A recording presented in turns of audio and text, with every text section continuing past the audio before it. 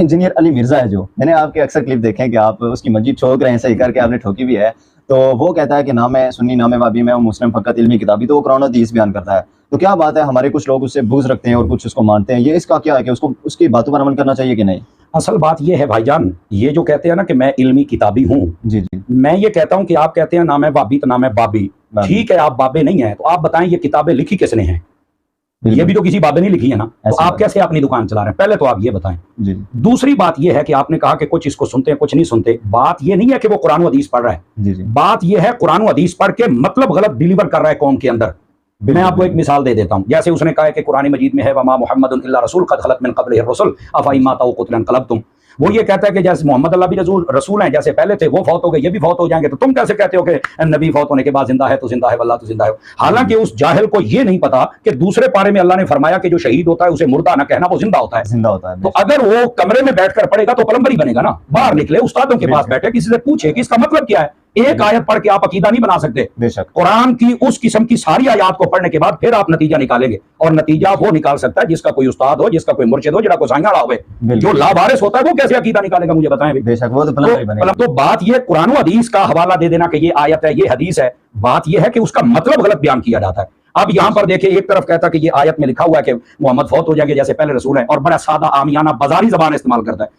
اور دوسری طرف شہید زندہ ہے، اس کو اس کا بات کا پتہ نہیں ہے. تو ہم کہتے ہیں جب شہید زندہ ہے تو پھر نبی کا حال کیا ہے؟ تو پھر معراج والی حدیث میں حضرت موسیٰ علیہ السلام کو کیسے قبر میں دیکھا تھا میرے نبی؟ تو جب وہ زندہ ہیں جو پہلے کتنے 100 سال فوت ہو گئے، تو میرے نبی تو ہر قبر میں آتے، وہ کیوں نہیں زندہ؟ تو یہ جاہل ہے، اس کو پتہ ہی کسی بات کا نہیں ہے. قرآن و حدیث کی بات نہیں ہوتی، بات یہ ہے کہ قرآن و حدیث کے ساتھ جملہ علوم اور میچ کر کے پھر نتیجہ جب دیا جائے تو یہ اصل حق کا راستہ اور اہل سنت کا راستہ. وہ سوال کرنے والا کہتا ہے کہ انجینئر صاحب کہتے ہیں نہ میں وابی نہ میں بابی، میں ہوں مسلم علمی کتابی، اور وہ تو قرآن و سنت بیان کرتے ہیں، احادیث کا حوالہ دیتے ہیں. تو اس کے جواب میں وہی گھسا پیٹا جملہ، وہ کہتے ہیں جی یہ کتابیں بھی تو بابوں نے لکھی تھی نا، تو یہ کیوں کہتا ہے کہ میں بابوں کو نہیں مانتا؟ میرے بھائی میں یہ نہیں کہتا ہوں، میں آپ کے بابوں کو نہیں مانتا، یعنی کہ چشتی رسول اللہ، شبلی رسول اللہ، تھانوی رسول اللہ، تھوڑے چاچو، ان فراڈیوں کو نہیں میں مانتا.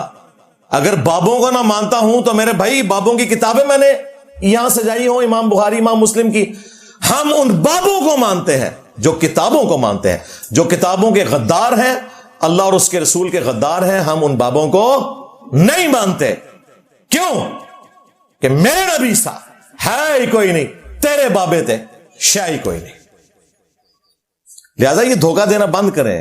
بابوں کو ہم ہی تو مانتے ہیں، فراڈیوں کو نہیں، اپنے ناموں کے کلمے پڑھانے والوں کو نہیں، گستاخوں کو نہیں. وہ جو نبی علیہ السلام کے سچے خادم تھے، ہم نے ان کی کتابیں 1200 سال بعد اپنے ٹیبل کے اوپر رکھی ہوئی ہیں. وہ دنیا میں آ جائیں تو ان کی جوتیاں ہمارے سروں کا تاج. نام ان بزرگوں کے لیتے ہو اور اندر اپنے بزرگوں کی کہانیاں سناتے ہو. ان کے پیچھے تمہیں نہیں چھپنے دیں گے، ان سے تمہارا کیا لینا دینا. جاؤ تم شعر و شاعری کرو، اپنے بابوں کے اشعار بیان کرو اور نچ کے مرشد بناؤ بلے شاہ دی طرح. ہاں تسی یہ کام کرو،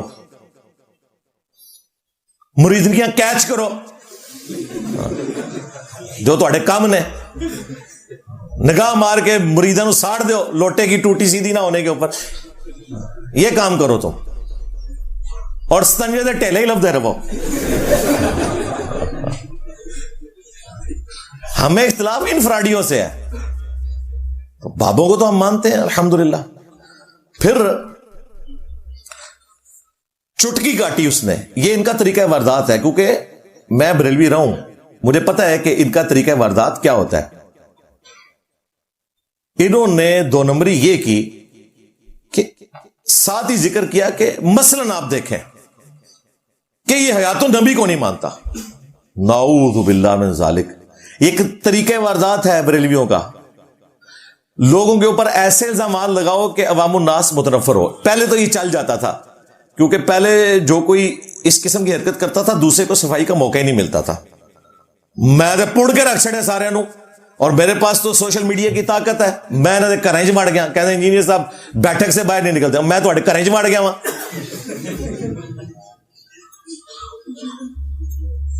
تو مجھے تو صفائی کا موقع ملے گا. اور میرے بھائی میری تو 12 سال پہلے کی ویڈیو ہے حیات النبی کے عقیدے کے اوپر, اور اس کے بعد درجنوں ویڈیوز ہیں حیات النبی کے مسئلے کے اوپر. ہمارے تمام سٹوڈنٹس کو پتا ہے. خام خواہ جھوٹ بول دیا یہ حیات النبی کو نہیں مانتے, اور حیات النبی کو نہیں مانتا اس کی دلیل میں انہوں نے قرآن کی آیت پیش کی کہ اس آیت کی بنیاد کے اوپر, جبکہ دوسری آیتیں نہیں پڑھتا. تم نے جھوٹ بولا میرے اوپر, اس کے اوپر معافی مانگو مجھ سے بھی اور اللہ تعالیٰ کے حضور بھی, اور میں بتاؤں گا کہ حیات النبی کو کون نہیں مانتے. حیات النبی کو تمہارے ابے نہیں مانتے.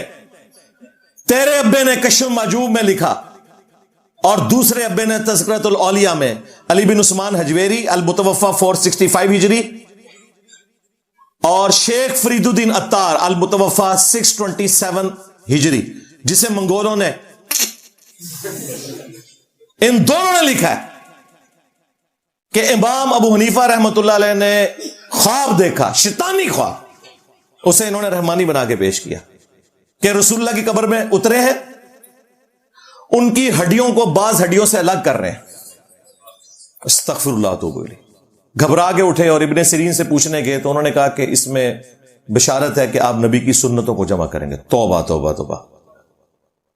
گستاخانہ خواب رسول اللہ کی طرف منسوب کیا, جھوٹ باندھا, اور امام حنیفہ کو تو پتہ بھی نہیں ہوگا کہ انہوں نے یہ خواب دیکھا ہے, اور کہتے ہیں جی خواب کے اوپر کنٹرول نہیں ہے. اور کنٹرول کون کہہ رہا ہے؟ ہمیں تو پتہ ہے بزرگ تو اپنا پیشاب بھی نہیں روک سکتے, سمندر روکنا تو بڑی دور کی بات ہے, ہمیں پتہ ہے کوئی کنٹرول نہیں ہے. لیکن اسے شیطانی خواب کو نا, کیا اللہ اپنے بندوں کو یہ خواب دکھائے گا کہ وہ اپنی نبی کی قبر میں اتر کے ان کی ہڈیاں الگ الگ کریں؟ تم نے کو گھڑنا تھا نا تو ہم سے سیکھ لیتے, کیونکہ وہ بھی کیا دن تھے, ہم بھی ایک جن تھے. آج ہم دیو ہیں, ان جنوں کے بھی پیو ہیں, ہم بھی بریلوی رہے ہیں, ہمیں پتہ ہے کہ کس طریقے سے خواب گھڑنے ہیں. آپ کو کہنا چاہیے تھا انہوں نے خواب میں دیکھا میں نبی الاسلام کا کرتا مبارک سمیٹ رہا ہوں, آپ کا آسا مبارک, آپ کا پیالہ مبارک, ہڈیاں قبر میں اتر کے. تم ہمیں بتاؤ گے, اور تم ان بابوں کے ماننے والے ہو, ان کے عرس کرواتے ہو کہ جو قبر میں رسول اللہ کی ہڈیاں مانتے ہیں. تمہیں تو کوئی حق ہی نہیں پہنچتا کہ تم یہ بات کرو. حیات النبی کے منکر تم ہو, اور جو تم نے ڈھکوسلا مچایا ہوا ہے حیات النبی کو ماننے کا, وہ حیات النبی ہے ہی نہیں ہے, وہ تم گستاخانہ عقیدہ رکھے ہوئے ہو کہ نبی الاسلام قبر مبارک سے باہر نکل آتے ہیں. شیخ احمد رفاعی کی طرف انہوں نے منسوب کیا کہ 550 سال بعد. باپا جانی نے بھی فیضان سنت میں لکھا, اور دوسری طرف دیوبندیوں کے شیخ زکریا کاندلوی نے, تبلیغی جماعت والا, دونوں نے لکھا, اور مفتی تقی عثمانی صاحب نے تو درس حدیث میں یہ جعلی واقعہ سنایا ہے. جعلی کہتے ہوئے نہیں, اصلی مانتے ہوئے, کہ جی 555 ہجری میں شیخ احمد رفاعی قبر رسول پہ حاضر ہوئے نعتیہ اشعار کے, تو قبر مبارک سے ہاتھ باہر نکلا ہے, نعوذ باللہ. وہ ہاتھ مبارک جو مولا علی کے لیے نہیں نکلا, جو سیدہ فاطمہ کے لیے نہیں نکلا, جو سیدہ عائشہ کے لیے کبھی نہیں نکلا رضی اللہ عنہم اجمعین وعلیہم السلام اجمعین, وہ 6 صدی میں ایک صوفی بابے کے لیے نکل رہا ہے. اوہ خدا دا ناج ہے, کوڑ مارنا بند کرو. اور کہتے ہیں 90,000 کا مجمع تھا جو یہ منظر دیکھ رہا تھا. چوٹ پکڑا گیا, 90,000 بندہ تھا, اس کا مسجد نبوی چاندہ ہی نہیں سی. 900 سال پرانی بات ہے. اس وقت مسجد نبوی تو چھوٹی سی تھی, کہانی بنائی. اور یہ خواب نہیں, بیداری میں وہ کہہ رہے ہیں, اور کہہ رہے ہیں جی عبد القادر جیلانی بھی وہاں پہ موجود تھے, انہوں نے بھی یہ منظر دیکھا. بڑی بدبختی ہے جی, منظر دیکھتے رہے اور انہوں نے ہاتھ نہیں چوما, مرید نے چوم لیا. شیخ احمد رفاعی ان کا مرید ہے. سب جھوٹ ہے. اس طرح کا ہم حیات النبی نہیں مانتے بھائی, یہ جعلی حیات النبی تم نے بنایا ہوا ہے. حیات النبی ہے کہ نبی الاسلام اپنی قبر مبارک میں اعلیٰ برزخی حیات کے ساتھ زندہ ہے, آپ کا جسم عطر سلامت ہے.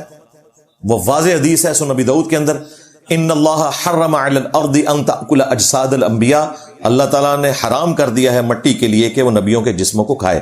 اور اس عقیدے کی اصل قرآن میں موجود ہے. قرآن میں حضرت سلیمان علیہ السلام کے بارے میں آیا کہ وہ وفات کے بعد بھی ایک لاٹھی کے سہارے یوں بیٹھے رہے, اور جنوں کو پتہ نہیں چلا. جب دیمک لاٹھی ساری کھا گئی اور وہ لاٹھی ٹوٹی اور ان کا جسم عطر نیچے آیا تو جنوں کو پتہ چلا. दीमक एक दिन में नहीं चाटती, कितना अरसा तक वो चाटती रही और सुलेमान अलैहिस्सलाम का जिस्म अतर बाहर रहा और सलामत रहा।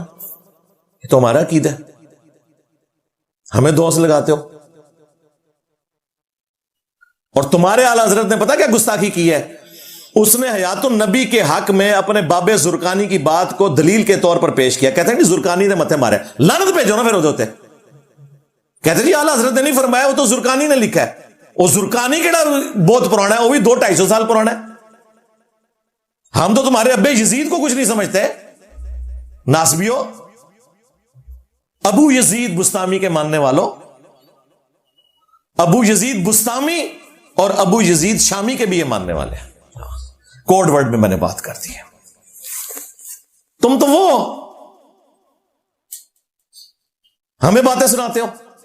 तुम्हारे आला हजरत ने मलफूजात में लिखा और दावत इस्लामी ने ये छापे हैं कि नबियों की बीवियां अस्तगफिरुल्लाह कब्रों में उनके ऊपर पेश की जाती हैं, उनके साथ शब्बाशी करते हैं।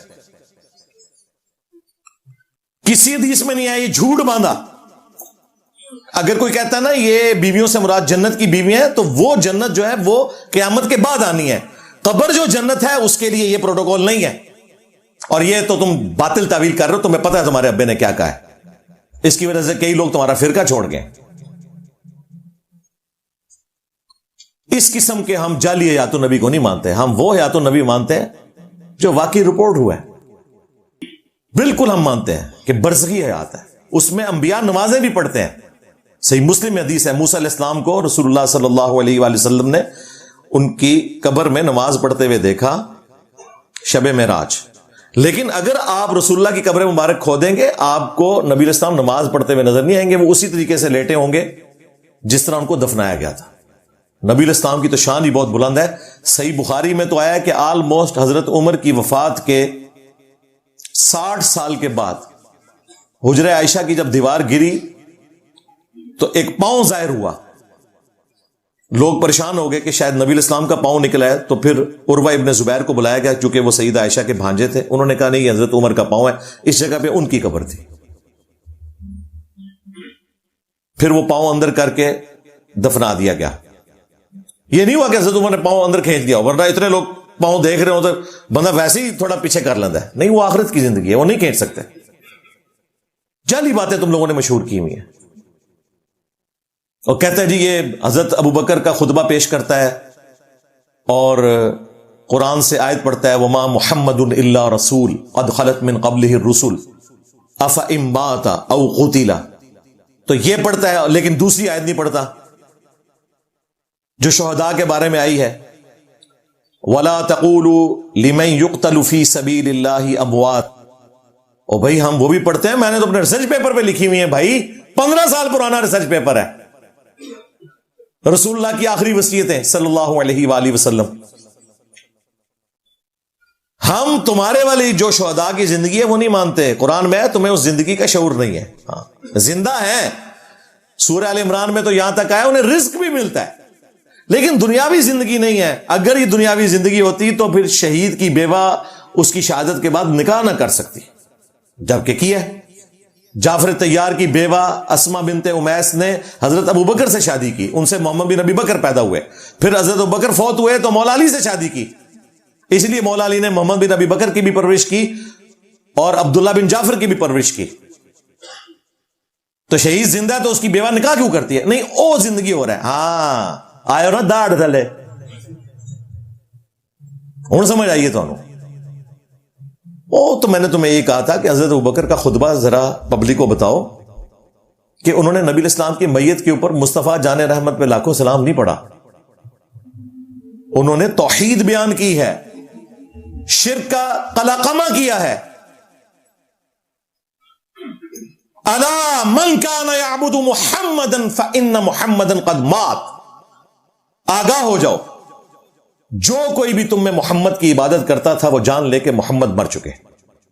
मात वसाल शरीफ नहीं जो तुम्हारे बापा जानी ने पट्टी पढ़ाई हुई है, वफा शरीफ नहीं, पर्दा शरीफ नहीं, मात।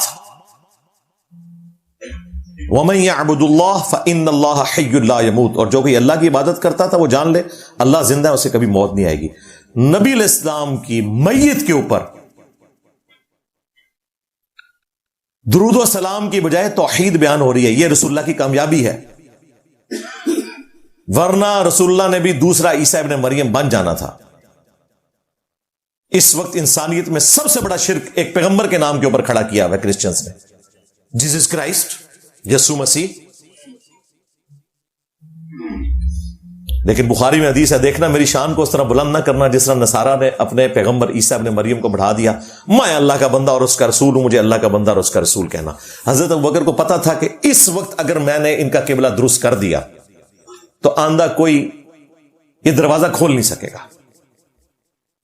اتنے غم میں صحابہ یہ ہوتے تو کہتے جی پڑھو جی ان اللہ و ملائکتہ یصلون علی النبی اللہم صلی علی محمد وعلی آل محمد. ان کو پتا تھا اس وقت کس چیز کی ضرورت ہے، اور پھر اس پر اکتفا نہیں کیا. یہ تو انہوں نے اپنی طرف سے جملہ بول دیا، یہ نہ کوئی آیت تھی نہ حدیث. کہتے ہیں انجینئر صاحب کے دماغ میں آتا ہے بزرگ پیشاب بھی نہیں روک سکتے. یہ کتنے لکھا ہے بھئی؟ جتنے یہ لکھا ہے کہ جو محمد کی عبادت کرتا تھا جان لے کہ محمد مر چکے، اور جو اللہ کی عبادت کرتا تھا وہ جان لے کہ اللہ زندہ ہے. یہ حضرت ابوبکر نے خود کہا ہے نا. حضرت ابوبکر نبی تو نہیں نا، یہ کہتے ہیں اللہ کہہ سکتا ہے، نبی کہہ سکتا ہے، اور کوئی نہیں کہہ سکتا. لو سامو، جب تمہارے بابے کہیں گے نا کہ فلاں بابے نے سمندر روکا ہوا ہے، تو کسی ابوبکر کے غلام کے دماغ میں اللہ یہ بات ڈال دے گا کہ ان سے کہہ کہ یہ تو اپنا پیشاب بھی نہیں روک سکتے. جب فتنہ اٹھتا ہے تو اس کا کلا کما ہوتا ہے. حضرت ابوبکر نے فرضی جملہ بولا، پھر دلیل میں آیت پیش کی. آیت میں وہ کچھ نہیں لکھا ہوا تھا کہ جو محمد کی عبادت کرتا. بھئی محمد کی عبادت تو کوئی بھی نہیں کرتا تھا صلی اللہ علیہ وآلہ وسلم. فرضی جملہ بولا تاکہ شرک کا کلا کما ہو. آیت پڑھی وما محمد الا رسول قد خلت من قبلہ الرسل افئن مات او قتل. محمد تو نہیں مگر ایک رسول، اگر یہ مر جائیں یا قتل ہو جائیں. ہاں، وصال شریف فرما جائیں یا شہید شریف ہو جائیں یہ نہیں ہے. کہتا ہے گستاخانہ ترجمے کرتا ہے، اور ترجمے تو تم نے خود سے بنائے ہوئے ہیں. میں تو جو الفاظ ہیں ان کی بات کر رہا ہوں، اردو اور عربی میں مستعمل ہے. ترجمے تو تم نے چینج کیے ہوئے. اگر یہ مر جائیں یا قتل ہو جائیں، کیا تم دین سے الٹے قدم پھر جاؤ گے؟ پھر آیت پڑھی انک میت وانہم میتون. اے نبی تمہیں بھی مرنا ہے، تمہارے مخالفین کو بھی مرنا ہے. یہ دو آیتیں پڑھی اور اپنا فتویٰ پہلے دیا، آیتیں بعد میں بیان کی. ہم آیات احادیث پہلے بیان کرتے ہیں، بعد میں اپنا موقف بیان کرتے ہیں.